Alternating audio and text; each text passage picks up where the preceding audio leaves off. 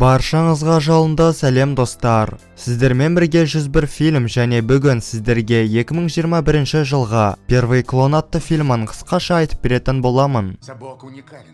Он путь к бессмертию человечества. Компьютердің алдында отырған американдық ғалым Карл Андерсон Собак копия жобасына қатысты өзінің баяндамасын жазуда. Оның ойынша бұл жоба адамзат үшін өте қауіпті, сондықтан жұмысты тоқтатқан жөн. Бір кезде ғалым сырттан дауысты естіп, терезені ашса, дронмен біреу камераны бағыттайды. Осылай ғалымның үйі сол сәтте жарылған болатын.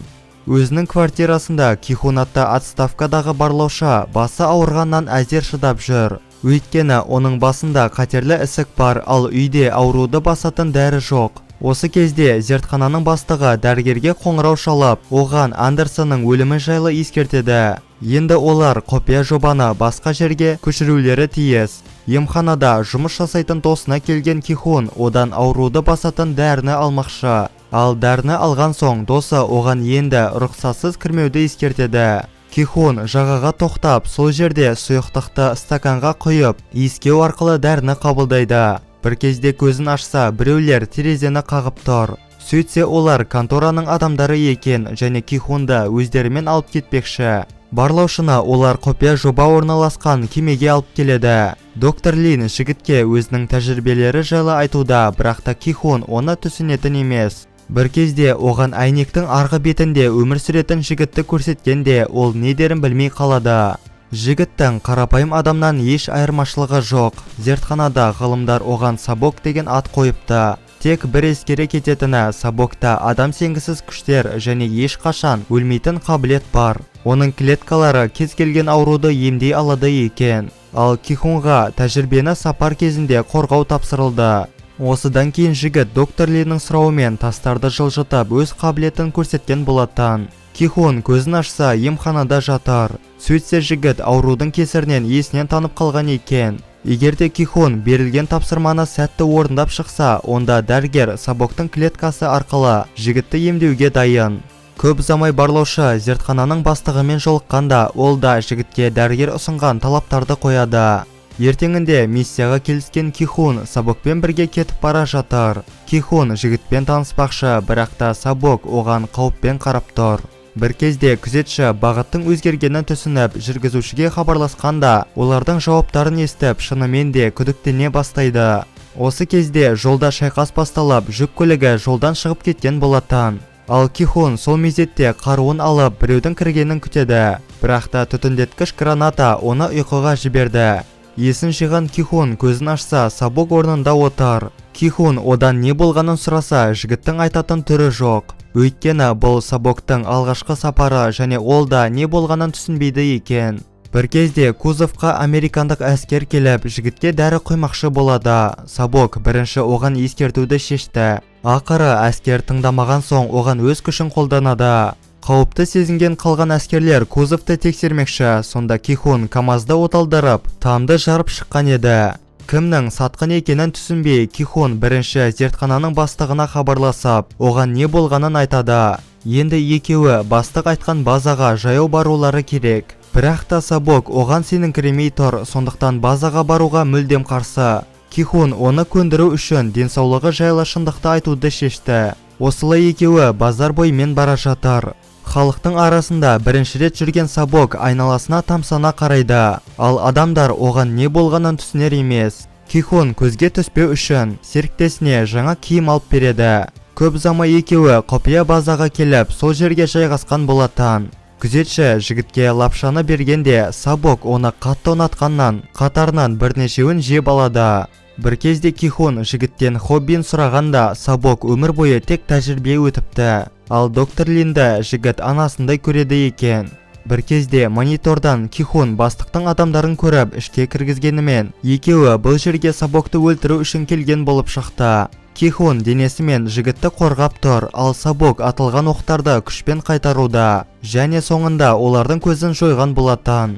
Кихун наемниктің телефоны арқылы бастығына хабарласып, приказға бағынудан бас тартады, өйткені бастығы Собакты өлтіруді тапсырған екен. Кихун зертханаға қоңырау шалғанда, дәрігер Собакты әкелуін өтінеді, бірақ та бәрінен күдіктенген Кихун не істерін білмей жүр. Осы кезде зертханада коляскадағы жасы келген шал отыр. Негізінде осы шал өзінің өмірін ұзарту үшін Сабок жобасын ұйымдастырыпты. Сабок күзетшіге зертханаға бармауын өтінеді, оның орнына басқа жер тапқандары жөн. Егерде күзетші қарсы шықса, өзі жалғыз кетуге дайын. Жолда әңгіме кезінде Сабок өзінен өзі қансырай бастайды. Сонда жігіт бекер келіскенін түсінді. Одан да Сабокты зертханаға апарған жөн болатын. Компанияның бастығы өзінің басты спонсорымен байланысқа шығады. Шал оның американдық үкіметпен байланысы жайлы және клонды жоймақшы болғанын біледі екен. Екеуі ақыры сөзге келмей, шал қоңырауды өшіріп тастайды. Кихун жолай заправкаға тоқтауды шешті. Күзетші өз алдына кеткенде Сабок жігіттермен төбелесіп үлгеріпті. Енді күзетші оған өмірде бұл қабілеттерді қолдануға болмайтынын ескертуде. Зертханаға барар жолда көптеген полицейлер жүр. Сондықтан Кихун көлікті жағаға жасырмақшы. Сабок оған қатты ренжулі екен, өйткені Кихун оны білдіртпей зертханаға апара жатыр. Кихун жігітке күнделікті инъекциясыз өліп қалатынын ескертсе де, Сабокқа бәрібір секілді. Түнде көлдің жағасында отырған екеуі өмірдің мәні жайлы сөйлесуде. Әңгіме кезінде Кихун осыдан бірнеше жыл бұрын қалай зертхананың бастығымен жолыққанын айтады. Сол түні бастығы оңайлықпен Кихунның көзінше өз адамынан құтылған екен. Ертеңінде күзетші Сабоктың қалауы бойынша оны шіркеуге алып келеді. Бұл жерде Сабоктың ата-анасының күлдері бар болып шықты. Осыдан кейін жігіт зертханаға не болса да баруды шешті. Бірақ та жолда белгісіз адамдар көлікке шабуылдап, оларды зертханаға алып келген болатын. Сабоктың клеткаларын алу үшін дәрігерлер оны арнайы аппаратқа жалғайды. Сонда жігіт, егерде қарапайым адам болғанда, кім болар едім деген сұраққа келеді. Есін жиған Кихун зертханаға келіп процесті бақылауда. Дәрігерден оның төсекте қанша уақыт болатынын сұраса, дәрігер бұл процестің мәңгі жүретінін айтады.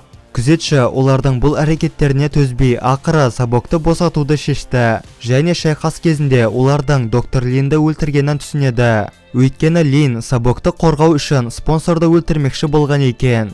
Өзіне ең жақын адамның өлгенін түсінген Сабок ақырында бәрін қыра бастайды. Ал спонсорды коляскасымен бірге езіп жіберген болатын. Осы кезде сыртта клонды жүздеген әскерлер күтіп тұр. Ал зертхананың бастығы американдық үкіметтің талабымен Сабоктың көзін жоймақшы. Бірақ та Сабок өзінің адам сенгісіз қабілеті арқылы армияны да жойып шыққан еді.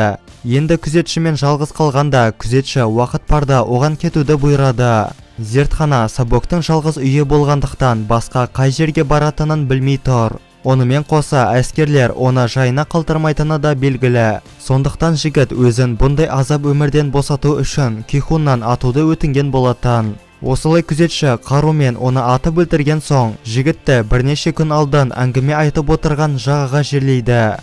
Осымен біздің Первый клон атты киномыз аяқталады. Достар, видеоны соңына дейін көргендеріңізге үлкен рахмет, және де лайк пен подписаться кнопкаларын басуды ұмытпаңыздар. Ал ендеше келесі видеода жүздескенше сау болыңыздар.